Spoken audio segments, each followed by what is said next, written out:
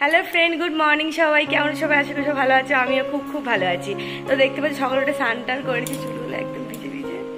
তো আজ সারাদিন কি করব না করব, কোথায় যাব না যাব, সবই তোমার সাথে শেয়ার করব। আজ একটা খুব স্পেশাল ডে, তো তোমরা ভিডিওটা দেখতে থাকো। আর আমি রেডি হইনি, তো তারপরে আমি এখানে চলে এসেছিলাম একটু আলতা পরার জন্য। তো আগে দেখতেই পাচ্ছ আমার পায়ে অলরেডি আলতা আছে। তো আগের দিন একটা মন্দিরে গিয়েছিলাম বলে একটু আলতা পরছিলাম। আর এখন যদিও মন্দির গেলেই আলতা পরা হয় পুজো আসটা হলে, তাছাড়া এখন কেউ আলতা পরে না, আমি যদিও পড়ি না। তো মন্দিরে যাচ্ছিলাম বলে একটু পরছিলাম। তো তারপরে ওপরে চলে এসেছিলাম, একটু শাড়ি পরে। দেখতেই পাচ্ছ শাড়িটা কত সুন্দর, রেড আর হোয়াইটের মধ্যে, ব্লাউজটা রেড আর হোয়াইট। তো এই শাড়িটা আমাকে দিয়েছিল মামুনি কোনো একটা অনুষ্ঠানে, আমি একবারই পরেছিলাম, তারপরে আর পরা হয়নি। আর ব্লাউজটা এনে দিয়েছিল নবদ্বীপে গিয়েছিল ওখান থেকে। তো আমার খুব প্রিয় একটা শাড়ি, আর এই শাড়ির ব্লাউজটা খুব প্রিয়, আমার খুব ভালো লাগে পরতে।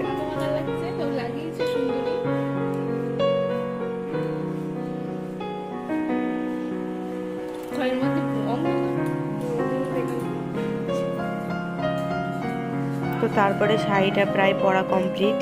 আর এই বর্ষায় মানে শাড়ি পরা খুবই সমস্যা, কিন্তু এই শাড়িটা মানে ঠিক সুতির না, ওই জন্য এটা পরে যাওয়া মানে ওটা ক্যারি করা খুবই খুবই মানে মানে খুব ক্যারি করা যায়।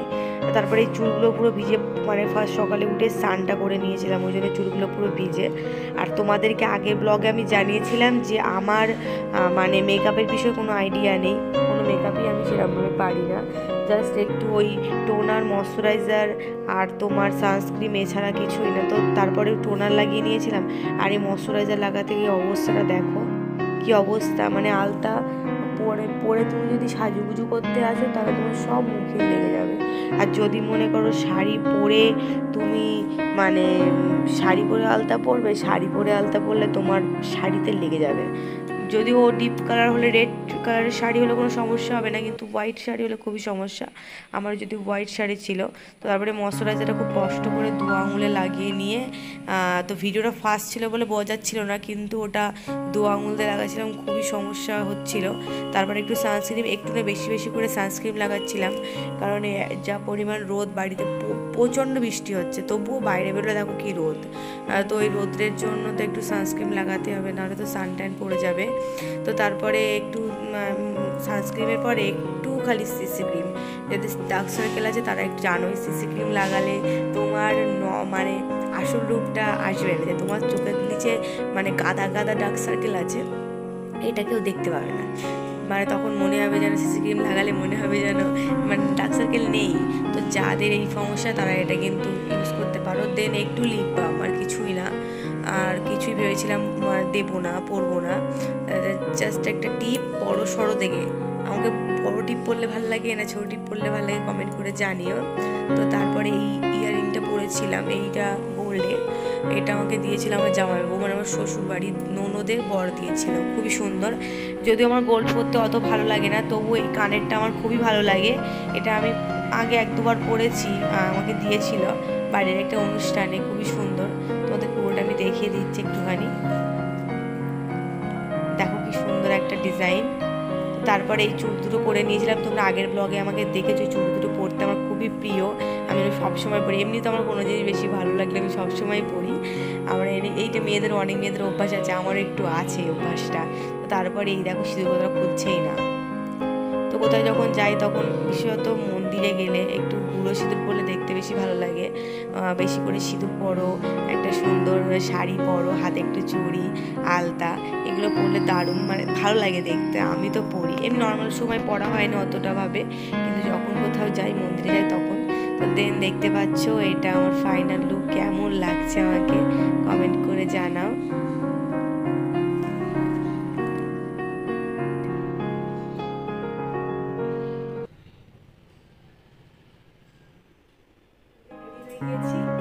আর চলো আজকে কোথায় যাচ্ছি তোমার সাথে পুরোটাই শেয়ার করবো, আর তোমার ভিডিওটা কন্টিনিউ দেখতে থাকো। তারপরে রেডি সেডি হয়ে দেখলাম, যখন রেডি হচ্ছিলাম তখন বাবু উঠিনি, কারণ অনেক সকাল ছিল, উঠিনি। এখন দেখতে পাচ্ছি বড়মশাই উঠে গিয়েছে। তো উঠে যেকালে গিয়েছে, ভাবছিলাম ঘরটা গুছিয়ে নিই, একটু হাতে সময় ছিল, যে টাইমটা দিয়েছিল সেই টাইমটা না, বলেছিল 7:50, কিন্তু ওটা গিয়েছিল মানে বলেছিল 8:05 হয়তো, তারপরে বললো যে 8:50-এ, তো ওই জন্য অনেকটা সময় পেয়ে গেছিলাম। ওইদিকে মামুনি রান্নাবান্নাগুলো কমপ্লিট করছিল, আর আমি ওই জন্য একটু খাটটা গুছিয়ে নিচ্ছিলাম। আর ও ঘুমাচ্ছিলো বলে তখন গুছিয়ে নিই, তারপর দেখলাম উঠে গেল, ভাবলাম গুছিয়ে নিই। আর আমার ঘরে অটোমেটিক তুমি খাটের উপরে বাইকের চাবি, পার্স, তারপরে তোমার হেডফোন, চার্জার এগুলো পেয়ে যাবে। মানে এটা বেশিরভাগ হাজব্যান্ডের নিয়ম, বড়রা এগুলো বেশ ভালো পারে। ঘরের মানে খাটের উপরে যা পারবে ওরা খাটের উপরে রাখবে। আমার তো সবসময় এই প্রবলেমটা ফেস করতে হয়, তো কোনো ব্যাপার না। তারপরে ঝপঝপ করে খাটটা গুছিয়ে নিচ্ছিলাম, কিছুই না, একটু ব্যাস ঠিক করে একটু বালিশ টালিশগুলো ঠিক জায়গায় রেখে তারপরে গুছিয়ে টুছিয়ে নিয়ে একটু সময় ছিল হাতে। তো আমরা বসে বসে আছি, মানে কি বলবো, রেডি হয়ে মানে ফাউ। তুমি বলো তোর কিরম লাগছে ম্যাডাম বসে থাকতে? বোরিং লাগছে? আমার খুব ভালো লাগছে, ও কি যে মানে কি বিরক্তকর ব্যাপার হয়েছে, মানে সে দেখো চুলগুলো শুকায়নি বলে আমি চুলটা ছেড়ে দিচ্ছি। তুমি চুল ছাড়া, ও চুল ছাড়বে, চুল ছেড়ে আমরা তারপরে আস্তে আস্তে চুলটা শুকাতে দেওয়ার যাবো। খিদেও পেয়ে গেল, পেটের মধ্যে জ্বালা করছে গো। তারপরে বক বক করে সময় হয়ে গেল, আর একটা রেড কালারের ব্যাগ নিয়ে আমি আর আমার যা সঙ্গে মামনি হনবন করে চললাম সেই জায়গায়, মানে সেই মন্দিরে। তো দেখতে পাচ্ছি সাইডে অনেক রাস্তা ছিল, কিন্তু তাও আমরা এই ছোটো রাস্তার মধ্যে তাড়াতাড়ি হবে বলে যাচ্ছিলাম। কত সাইডে সুন্দর বাগান, এই সেই মন্দির। দেখো কত সুন্দর, মামুনি হনমন করে যাচ্ছিলো, পিছন ঘুরে বলছিল যে তোমরা তাড়াতাড়ি এসো। তো চলে এসেছি মন্দিরে, আর কত সুন্দর। আমরা অনুকূল ঠাকুরের দীক্ষিত, কে অনুকূল ঠাকুরের দীক্ষিত আমাকে কমেন্ট করে জানাও। তো আজকে ছিল বড় মার জন্মদিবস পালন, জন্মদিন।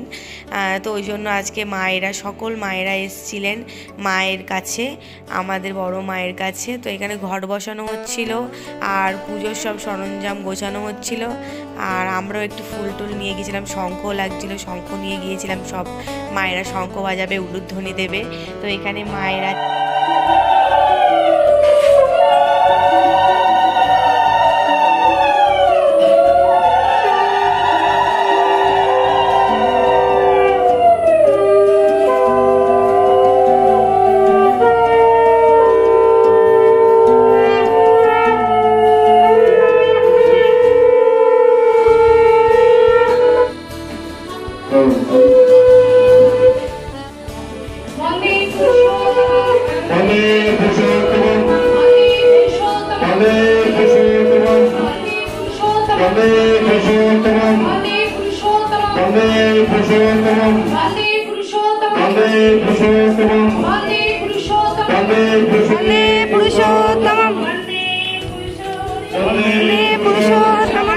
মানে সব জ্বালাতে হবে না, সবাই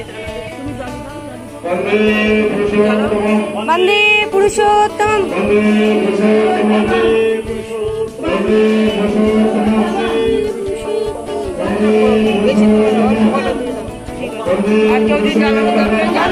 পুরুষোত্তম মায়ের যে জন্মদিবস পালন হচ্ছে সেই কটা মোমবাতি জ্বালানো হচ্ছিল এখানে। জ্বালানো কমপ্লিট হয়ে যাওয়ার পরে এখানে আমরা সবাই মিলে একটু গল্প করছিলাম, সব মায়েরা মিলে গল্প গুজব করছিলাম যে সন্ধ্যাবেলা আসলে কি হবে না হবে।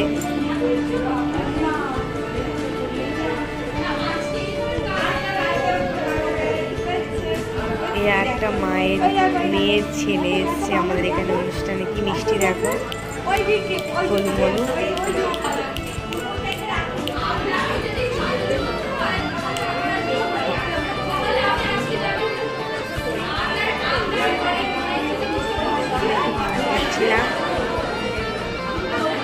কত মিষ্টি দেখো, আমার সব একটা করে নিচ্ছে, লিপস্টিক করে নেবে।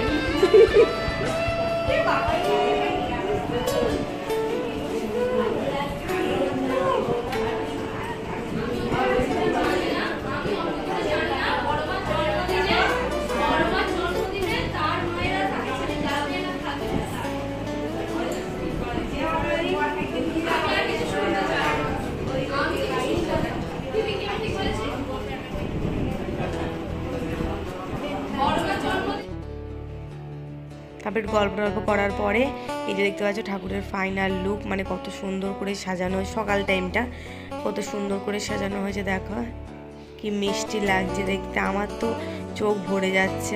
এখানে একটা আমার একটা মা সাজিয়েছে, এখানে একটা মা সাজিয়েছে।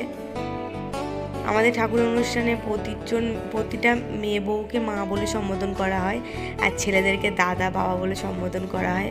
এটা খুব সুন্দর মুহূর্ত। দেখো কত সুন্দর ঠাকুরকে লাগছে। আমার ঠাকুর, বড় মা, বড়দা, আচার্যদেব সবাই মিলে। তারপরে পুরো মন্দিরটা দেখো, এটা আমাদের পুরো মন্দির, কত সুন্দর একটা সুন্দর করে সাজানো হয়েছিল মন্দিরটা। রাত্রেবেলা তোমরা আরও দেখতে পারবে, আরও সুন্দর করা হয়েছিল রাত্রেবেলার দিকে। এটা সকালের একটু ছিল অল্প করে একটু কিছু, তারপরে রাত্রেবেলা বড় সড়ো অনুষ্ঠান হবে মায়েদের, আমি তোমাদের সবই দেখাবো পরের ব্লগে।